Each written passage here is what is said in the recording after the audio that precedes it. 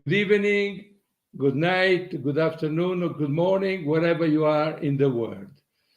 You have just watched the mighty Nearco, bred and owned by Senatore Federico Tesio and Marchese Mario Incisa della Rocchetta, winning the Grand Prix de Paris in 1938. When Nearco went to stud unbeaten, with his progeny, he completely changed the world of thoroughbred. Nowadays, everywhere you go on the planet, on every race, more or less over 90% of the horses running, the thoroughbred running, they carry Nearco's blood, which is a phenomenal achievement. Today, we have a very special guest, I have to say, because it's somebody who is representing a racing jurisdiction which is not well known by everybody in the world. I'm talking about Russia, and I'm talking about Evgeny Kappushev, who is an old friend of mine, and then I gave him a nickname of Cappuccino. Welcome to the program. Hello, Carlo. Thank you very much for the invitation. My pleasure. Listen, because as I said, you are Russian, and the Russian, Russian racing is not that popular all over the world. To start, I would like that you will introduce yourself. How come that you started to be involved in racing?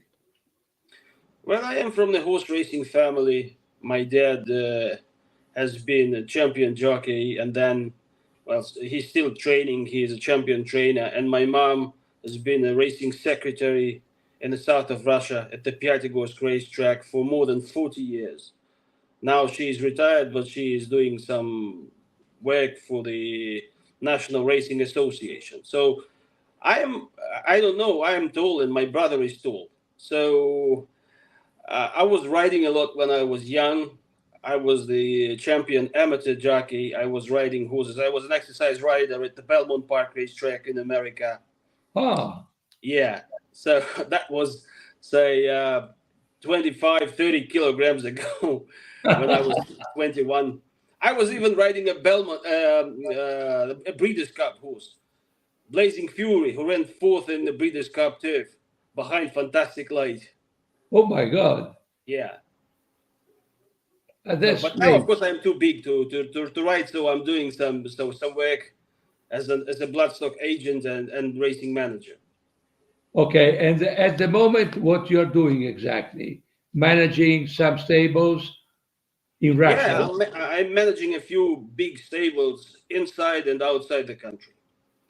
Okay, so you travel, and then you work for the television, because the first time I met you was probably many years ago in Dubai, and you will work for the television with the tall guy that I call him the basketball man.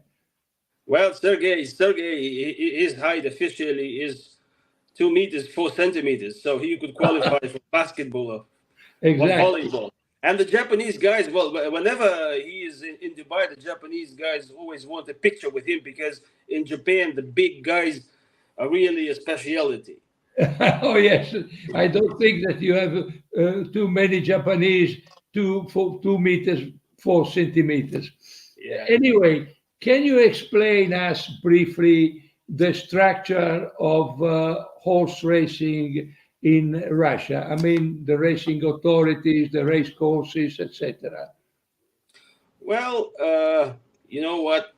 We are still using, to some extent, the Soviet model. Like you can imagine, in the Soviet times, in the times of the Soviet Union, everything belonged to the state. Right. State owned everything, the tracks, the horses, and everything. It was a very interesting structure, by the way, because the tracks, in fact, rented the horses for the racing season. They became the owners.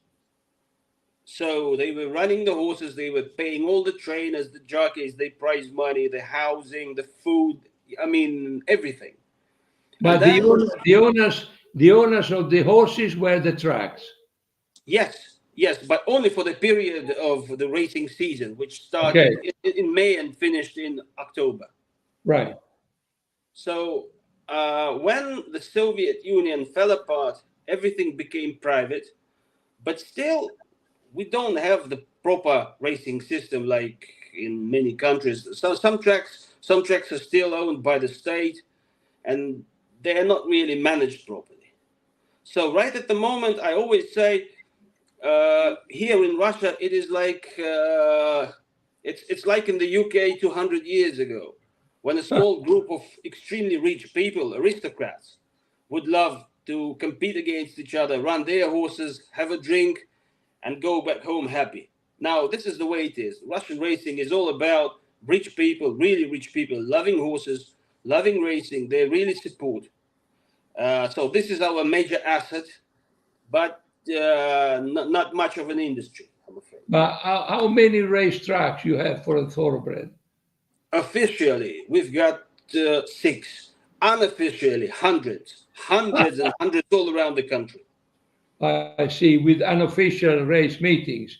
Like, oh yes, we had many years ago we had the same in Italy, we had the same in Sicily, in Tuscany, all over Italy there were unofficial meetings. And then who is providing the prize money?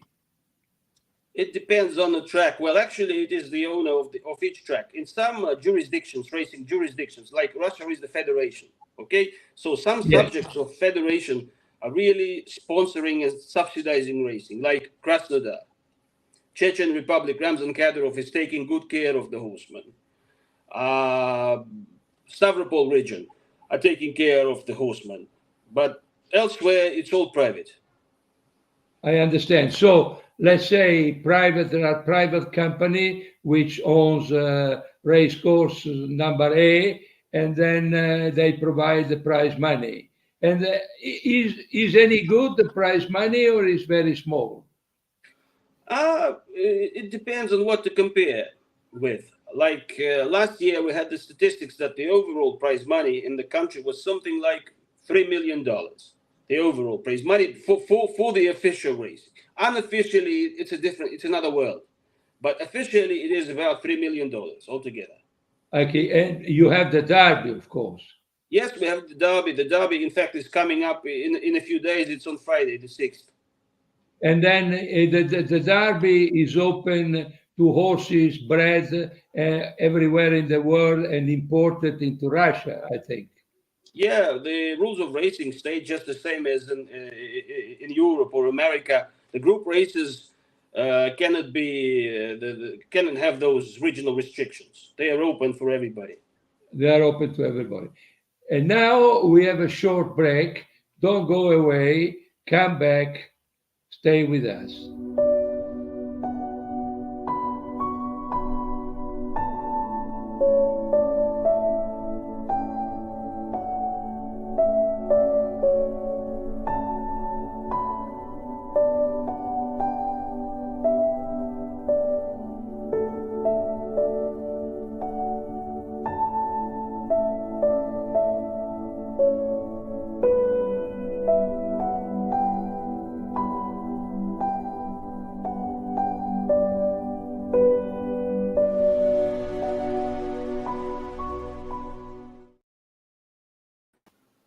Now, if you don't mind, it will be interesting to understand something about betting on horse racing in Russia, because I don't think that many of our watchers knows how betting going on in Russia for horse racing and maybe for sports. What do you have, a totalizator system, or do you have bookmakers? We have both, but bookmakers are not interested in horse racing.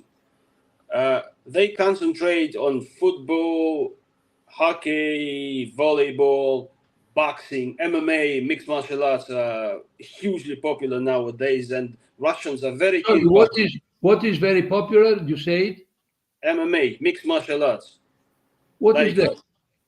Like those, you heard of Habib Nurmagomedov, a fighter from Dagestan, the world champion. He would be extremely popular here. So it's a kind of mixed martial arts, like boxing, like martial arts when you can box, where you can grapple. I mean, everything is allowed. Ah, okay. So that sport is very popular also for betting. Yeah, extremely popular. And Russians are very, very keen punters. They bet heavily on those sports. This is why bookmakers concentrate on these sports, popular and promoted. Horse racing is not popular at all. This is why bookmakers are not interested. But you have a tote system. Yeah, we've got the toad system, but I, at the moment, the way it is, I would say rather that it doesn't really exist because the turnover is just ridiculous. It's not off track; it's only on track. So it's not it's very insignificant. So you don't have that betting shop all over the country. No, nowadays we don't really have those betting shops. All the bets, I mean, all the bookmakers operate online. They all use the applications in the phones. Nobody goes to the shops nowadays. Everybody bets online. I see. So yeah, but this requires heavy investment, and the racetracks are too poor to operate this kind of thing. This is why it's only on track. Besides, nowadays in Russia, the authorities make it a bit more complicated because every bet has to be identified. So if you want to bet, you have to come up with your passport to the betting window and show them your passport. If you are a regular punter, then you have to get a card, a special card with your or all your data, and present this card every time you want to bet. Uh, Regardless the amount of money that you bet. Absolutely, regardless. Besides, the toll operator already pays the tax for you, which means that you get the money after tax. Yet the state wants every bet identified. So they want to know if I won, I don't know, 100 rubles or 200 or Correct. 50 or Or even if you didn't win anything, I see. every bet you make is identified and Okay, in the but system. does the government, let's say the state, use the proceed of betting to finance the prize money in a certain way or not? Uh, Not really, or maybe indirectly. But like I said, the turnover is so insignificant that it doesn't really matter. The biggest supporter of racing in Russia over the years is Gazprom. You know Gazprom, right? Gazprom, yes. Yeah. So the horsemen are very thankful to them for their support, for their lasting support over the years. And of course, they invest much more money than the state gets from the betting. I see. But as far as for what I know about Gazprom, they can invest some dollars because they are huge. No, it's a huge company. I think one of the biggest company in the world. So they can provide money. But in Russia, do you have important stud farms for thoroughbred Say breeding? again? I'm saying in Russia, do you have breeding operations for thoroughbred? Yeah, sure, we do have a lot of them, and some of them are very nice. However, most recently, Russian owners started buying quality yearlings at the Keeneland sale in America. All And right. yeah, and they buy at the level, say, $50,000 on average, $100,000. I mean, these horses are very good. I mean, some of these they go to Dubai and win stakes races there. You saw that yourself. Yes. Oh, So yeah. last winter and spring. So they import very good horses. It's quite difficult to compete against them. So, but some Russian breeders are quite good. They buy nice sires, nice brood mares, mainly in America because in Russia we don't have turf tracks. We have only dirt tracks. Dirt. Yes. Basically, we don't really buy horses in Europe. We buy them in America, mainly at No, the Keeneland sale. I see. And then, for instance, at Keeneland or Fasig Tipton, when they buy brood mares, in which bracket of in which what is the range of price that usually they pay for a brood Say mare? say up to $150,000. So Yeah, but they don't really concentrate on the broodmares and breeding stock. They concentrate on yearlings. I mean, the volume of breeding stock is much less than the yearlings. so they because they want to buy yearling because they want to have horses running. So breeding Truly, yeah, they run is a them, and long if they term. prove good, and if they prove good, they keep them as breeding stock. I see. And so also the stallions are imported from America because Yeah, of the dirt races. yeah. They are. Ah, and then, just for my information, do you have also trotting races? I think. It's huge. It's huge. I mean, trotting is huge in the north due to weather conditions because trotters don't mind cold weather. Yeah, Exactly. the gallopers do mind. This is why they are concentrated in the south. The trotters are mainly in the north and northeast, and there trotting is hugely popular, much more popular than gallop. And so the prize money is better prize money, more people going racing for trotters. No, not in terms of prize money. Gallop racing has much better prize money than the trot racing. Trot racing used to be much more popular for betting in Moscow I see. because it's much easier to bet on the trotters. They're much easier to predict. They always clock the same time, Yes, right? exactly. Yeah, Eh, you know the horse what it's capable of, and it's gonna run to its speed ability every time. Gallopers are very difficult to predict. This is why betting on the gallopers is not that popular. Right at the moment, the central racetrack in Moscow is shut down for reconstruction. It's a huge problem. It's a huge investment. It's a huge project. The mayor of Moscow is in charge. Moscow is one of the richest cities in the world. They are supposed to complete the reconstruction in 2026, and they say it's going to be a world-class facility. But this would be is the track for thoroughbred for flat For horses. both, for Ah, both, the way it was, the way it was, the way it always was. In fact, it's a unique and very complicated venue because they run trotters and gallopers at the same time, the same day, one by one, and really? and the train and more than that, the training facilities for both of them. So they train nearly at the same time. Well, in the old times, the gallopers trained early in the morning. The trotters start at 9 o'clock. But basically, it's a very difficult thing to do. But this is what they were doing, and this is what they plan to do in the future.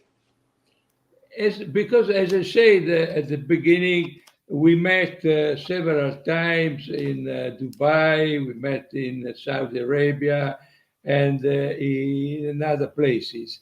So, when you travel working for the television with a basketball player, as I say, Sergei, at the same time, you advise, let's say, Russian owners to buy how to buy horses at Keeneland or Facilitator or somewhere in the world. So you are a sort of advisor also for these owners, if I well understood.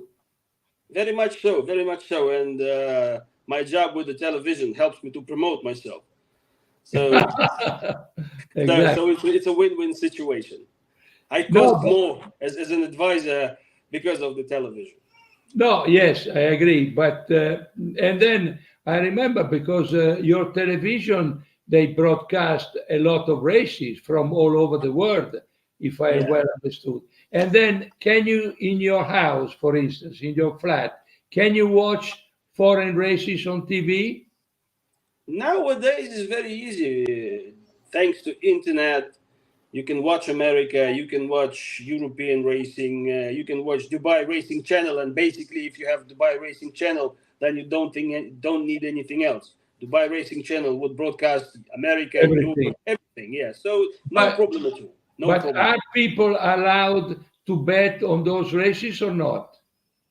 Uh, there are no restrictions, but nobody really operates this kind of betting because nobody's really interested. I see. But do you in Russia? Do you have a newspaper, a racing newspaper, or all the big newspaper they have pages dedicated to horse racing? No, no, we don't have the newspaper. We have just one magazine. But basically nowadays everything is online. There are a couple of resources who post news daily about horse racing. And on top of that, they have cappuccino tipping horses. Are you a successful tipster or not? I am, if only I don't bet. Listen, when I bet myself, when I am aside, I do well. However, my best bet was the Prix de l'Arc de Triomphe. I don't remember the year.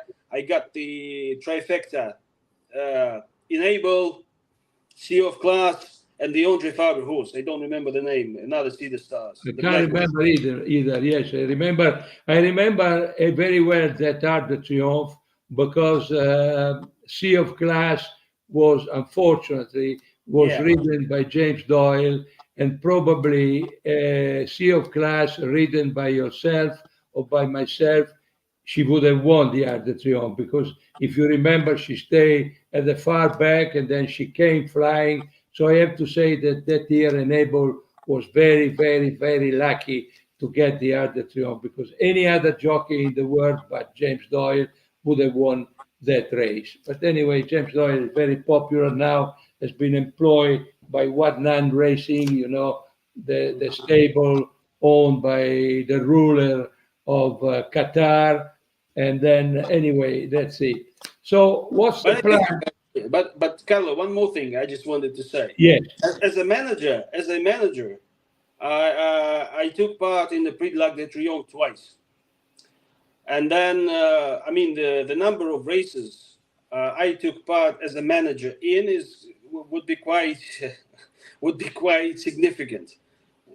Like it's a very solid list: Kentucky Derby, Breeders' Cup, Dubai World Cup, Saudi Cup, Prix de l'Arc de Triomphe. Long Yes. distance. We had two runners in the Prix de l'Arc de Triomphe: Mikhail Glinka and Meandra. And Meandra was that year. He was in a very similar situation with Sea of Class. He was trapped on the inside, and the jockey decided to save the ground and got into the middle of this traffic jam. Otherwise, he could have run. I don't say he would have won, but he could have been fourth, I think, or third. But anyway, of course, as you said at the beginning of the program, you are a very, very important background in racing, and also all your family were in racing. So the final question is, what's the plan now? What's your next trip abroad? So we might see each other again. That would be somewhere in the Middle East, the upcoming winter. I'd love to go to the Keeneland sale, to the Keeneland September sale. But unfortunately, we've got the biggest weekend of racing in Russia coming up, and then it's very, very busy. But on the other hand, I've got a great friends in Kentucky, our bloodstock agents, Oracle Bloodstock, Connor Foley, Jim Hatchett, who are doing a great job for us, so I don't have to be there. By the way, they're having a fantastic year with Dornock. They've bought and they managed. He's won the Belmont and the Haskell. So hopefully he's got a shot in the Breeders' Cup Classic. And for racing, where are you planning to go? Nowadays, we concentrate on Dubai and Saudi. Okay, so you might be at the Saudi Cup. For sure, yeah. Because I told you several times that I wrote that wonderful book, A Gentleman in Moscow.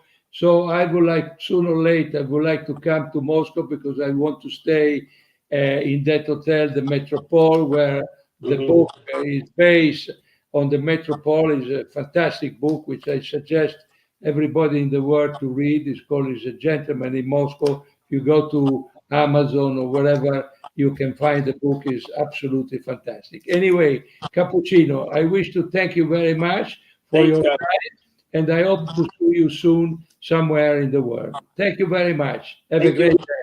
You too. Thank you. Ciao. Ciao.